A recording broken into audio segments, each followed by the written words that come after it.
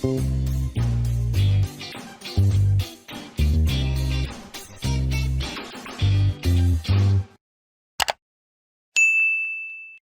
நான் தான் chef Deena. Welcome back to chef Deena's kitchen. இன்னைக்கு நம்ம கிச்சனில் பார்க்க போகிற ரெசிபி என்னன்னா road side chicken fried rice.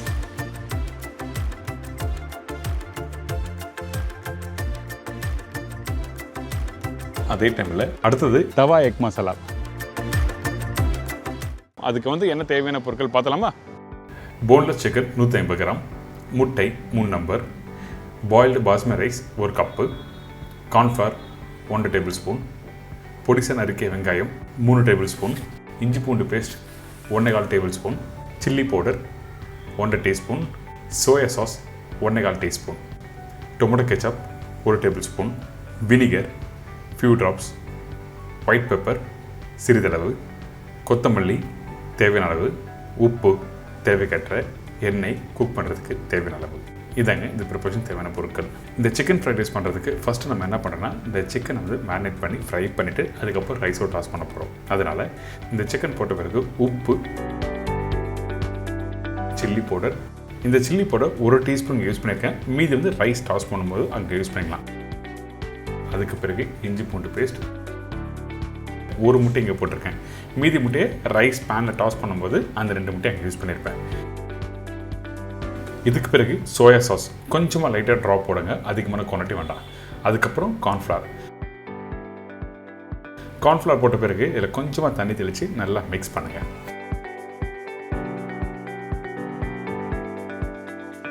நல்லா மிக்ஸ் பண்ணி முடிச்ச பிறகு உப்பு காரம் கரெக்டாக இருக்கா செக் பண்ணிக்கோங்க. சில பேருக்கு ரொம்ப ஸ்பைஸியாக வேணும்னு நினச்சின்னா அந்த டைமில் இந்த சில்லி பவுடர் கொஞ்சம் எக்ஸ்ட்ரா ஆட் பண்ணிக்கலாம். அப்படி இல்லைனா க்ரீன் சில்லியும் ஆட் பண்ணலாம். என்னோட சஜஷன் க்ரீன் சில்லி இந்த இடத்துல போட வேண்டாம். மிக்ஸ் பண்ணிவிட்டு ஒரு அரை மணி நேரம் நல்லா ஊறட்டும். அதுக்கப்புறம் இந்த சிக்கனை 1 by 1 ஃப்ரை பண்ணலாம். சிக்கன் ஃப்ரை பண்ணும்போது ஓவர் குக் பண்ணக்கூடாது. அதாவது ரொம்ப சுக்கா ஸ்டைலில் ஃப்ரை பண்ணி எடுத்திங்கன்னா உங்களுக்கு ரைஸோட போட்டு டாஸ் பண்ணும்போது உங்களுக்கு சிக்கன் சாப்பிட்றது ஃபீலே இருக்காது. கொஞ்சம் ட்ரை ஆன மாதிரி, அது காஞ்சி போன மாதிரி இருக்கும். அதனால் கரெக்டான பக்குவத்தில் சிக்கனை ஃப்ரை பண்ணி எடுத்துருங்க. எடுத்த பிறகு இதை பொடிசாக கட் பண்ணி எடுத்து வச்சுக்கலாம்.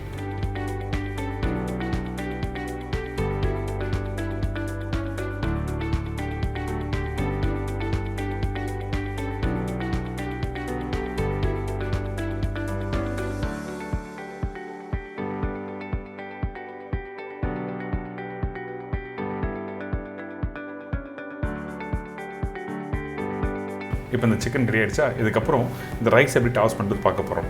இந்த இடத்துல நீங்கள் கவனமாக கவனிக்க வேண்டிய விஷயம் என்ன, அந்த முட்டையும் அந்த சிக்கனும் எந்த பக்குவத்தில் கரெக்டாக குக் பண்ணணும்னு சொல்லி பார்க்கணும். அது ரொம்ப இம்பார்ட்டன்ட்.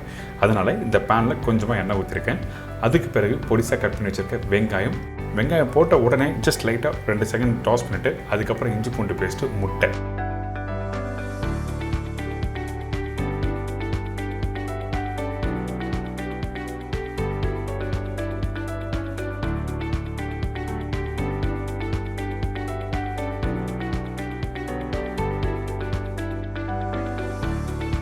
இந்த முட்டை கரெக்டாக ஒரு 85% அளவுக்கு வெந்து வர டைமில் நம்ம என்ன பண்ணுறோம்னா உப்பு இந்த இடத்துல யூஸ் பண்ணுறோம். அதுக்கு பிறகு மிளகாய் பவுடர். இந்த முட்டை ஓவராக குக் பண்ணிவிட்டு அதுக்கப்புறம் இந்த சிக்கன் போட்டிங்கன்னா இந்த சிக்கனும் முட்டையும் ஒன்றோட ஒன்று சேராது. அதுக்கு பிறகு கட் பண்ணி வச்சுருக்க இந்த சிக்கனை போடணும். அதுக்கு முன்னாடி கொஞ்சம் கொத்தமல்லி போட்டு இந்த முட்டையோட இந்த சிக்கன் நல்லா மிக்ஸ் பண்ணுங்கள்.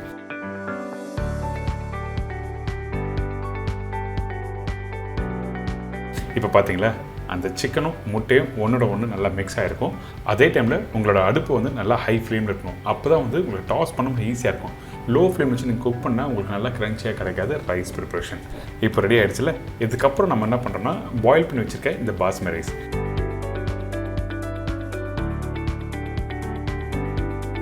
அதுக்கப்புறம் கொஞ்சம் கொத்தமல்லி, கொஞ்சம் சோயா சாஸ், இந்த சோயா 1 டீஸ்பூன் யூஸ் பண்ணியிருக்கேன். அதுக்கப்புறம் டொமேட்டோ கெச்சப் போடுறோம்.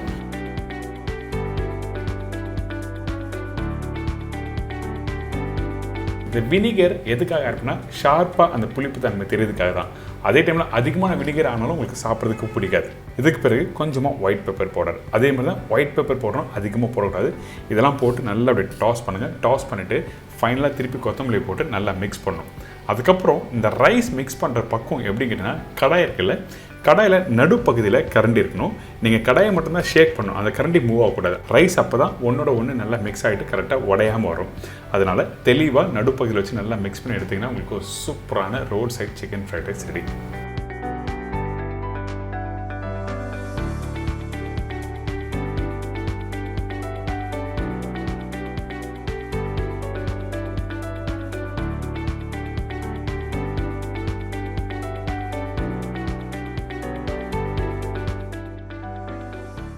அடுத்தது தவா எக் மசாலா. தவா எக் மசாலாக்கு தேவையான பொருட்கள்: முட்டை 8 நம்பர், பெரிய சைஸ் வெங்காயம் 2, பெரிய சைஸ் தக்காளி 3 நம்பர், பச்சை மிளகாய் 2லேருந்து 3 நம்பர், இஞ்சி பூண்டு பேஸ்ட் 1.25 டேபிள் ஸ்பூன், முந்திரி பருப்பு 10லேருந்து 12 நம்பர், சீரகம் 1/2 டீஸ்பூன், மஞ்சத்தூள் 1/4 teaspoon, Kashmiri chilli powder 2.5 teaspoon, தனியா powder 2 teaspoon, pepper powder 1 teaspoon, சீரகம் பவுடர் 1/2 டீஸ்பூன், கொத்தமல்லி தேவையான அளவு, உப்பு தேவைக்கேற்ற, எண்ணெய் குக் பண்ணுறதுக்கு தேவையான அளவு. இதாங்க இந்த ப்ரிப்பரேஷன் தேவையான பொருட்கள். ஃபஸ்ட்டு நம்ம என்ன பண்ணுறோம் கேட்டிங்கன்னா, இந்த எக் தவா மசாலாவுக்கு கொஞ்சம் கடாயில் எண்ணெய் ஊற்றிருக்கோம். எண்ணெய் ஊற்றின பிறகு சீரகம் போடுறோம். அந்த சீரகம் நல்லா பொரிஞ்சு வரட்டும். அதுக்கு பிறகு கட் பண்ணி வச்சுருக்க வெங்காயம். இன்றைக்கி இந்த வெங்காயம் தக்காளி எப்படி குக் பண்ணுறது பார்த்தீங்கன்னா, வெங்காயம் ரொம்ப நேரம் குக் பண்ணக்கூடாது. ஒரு 40 to 50% வரைக்கும் வதங்கினா மட்டும் போதும். அப்போ தான் உங்களுக்கு கிரேவி நல்லா ஈல்டு அதிகமாக கிடைக்கும். அதனால தான் வெங்காயம் 40 to 50% வதங்கன்னு சொல்கிறேன்.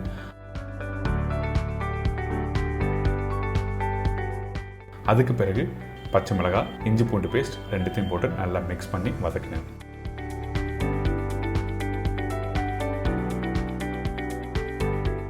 அதுக்கப்புறம் கட் பண்ணி வச்சிருக்க இந்த தக்காளி,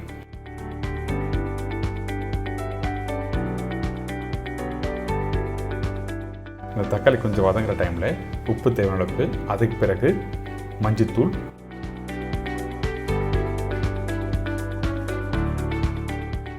இந்த இடத்துல 1.5 டீஸ்பூன் காஷ்மீர் சில்லி பவுடர் போட்டிருக்கேன். மீதி சில்லி பவுடர் முட்டையோட மிக்ஸ் பண்ணுறதுக்கு, அதாவது முட்டையோட மேரினேஷன் பண்ணுறதுக்காக அந்த இடத்துல யூஸ் பண்ணியிருக்கோம். அதே மாதிரி தான் தனியா பவுடர். இதெல்லாம் போட்ட பிறகு அந்த எண்ணெயிலே நல்லா வதக்குங்க.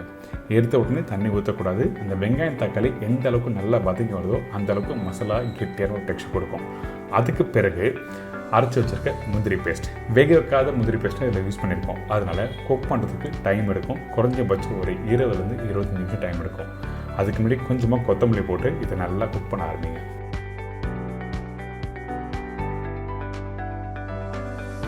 வேணும்னா கொஞ்சமாக தண்ணி ஊற்றி குக் பண்ணலாம். அதனால் இந்த மசாலா வேகட்டும். அடுத்தது நம்ம என்ன பண்ண போகிறோம் கேட்டிங்கன்னா, இந்த முட்டையை மேரினேட் பண்ண போகிறோம். அதாவது ஒரு சின்ன பவுலில் எண்ணெய் கொஞ்சமாக போடுறோம். காஷ்மீரி சில்லி பவுடர், தனியா பவுடர், மஞ்சத்தூள், உப்பு, மிளகு பவுடர், கொத்தமல்லி. பேசிக்கான மசாலா தான் நம்ம வீட்டில் இருக்கும். இதெல்லாம் போட்ட பிறகு வேக வச்ச முட்டையை ஜஸ்ட் ஸ்லைஸ் பண்ணுங்கள். இந்த மாதிரி ரொம்ப 1/2 கட் பண்ண வேண்டியதெல்லாம் இல்லை. அப்படி கட் பண்ணால் முட்டை உடைய ஆரம்பிச்சிடும். அதனால் மேல் பகுதி, அதாவது வெள்ளை கரு இருக்க பகுதியில் கட் பண்ணிவிட்டு இந்த மசாலாவோட நல்லா மிக்ஸ் பண்ணி மேரினேஷன் பண்ணுறோம்.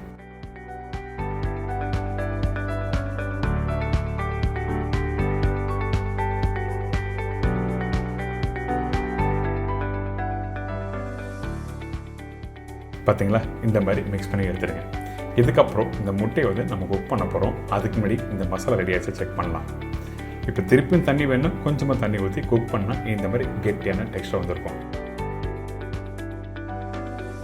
மசாலா நல்லா பச்சை வாசனை போயிடணும். அதே டைமில் நல்லா கெட்டியாக இந்த மாதிரி வந்த பிறகு தான் அடுத்த ஸ்டேஜ் நம்ம போகிறோம். இந்த மசாலா ரெடி ஆகிடுச்சா? ரெடியான பிறகு இன்னொரு பவுலில் மாற்றி வச்சிடலாம். அடுத்தது இன்னொரு கடாயில் கொஞ்சமாக எண்ணெய் ஊற்றிருக்கேன். அதுக்கு பிறகு சீரகம் தாளிச்சிருக்கோம். இந்த இடத்துல நம்ம ஏற்கனவே மேரினேட் பண்ணி வச்சுருக்கேன் இந்த முட்டையை ஒரு 4 to 5 மினிட்ஸ் நல்லா குக் பண்ணுங்கள். அதாவது அந்த மசாலா அப்படியே பச்சை வாசனை போகிற அளவுக்கு நல்லா குக் பண்ணுறோம். கொஞ்சமாக தண்ணி ஊற்றலாம், அதிகமான தண்ணி வேண்டாம். அதாவது ஒரு குழிக்கரண்டி அளவுக்கு தண்ணி ஊற்றின பிறகு கொஞ்சம் கொத்தமல்லி போட்டு நான் சொன்ன மாதிரி ஒரு 4லேருந்து 5 நிமிஷம் நல்லா குக் பண்ணுங்கள். இதுக்கு பிறகு ஏற்கனவே ரெடி பண்ணி வச்சுருக்க அந்த திக்கான மசாலாவை இப்போ இந்த முட்டையோட மிக்ஸ் பண்ணுறோம். இந்த இடத்துல ஒரு 1/4 டம்ளர் அளவுக்கு தண்ணி ஊற்றின பிறகு திருப்பியும் இந்த மசாலா இந்த முட்டையோட குக் பண்ணுறோம். ஏன் கேட்டிங்கன்னா அந்த மசாலாவில் உள்ள காரமும் இந்த முட்டையில் இருக்க காரமும் ரெண்டுமே ஒரு ஈவனாக ஆகணும்.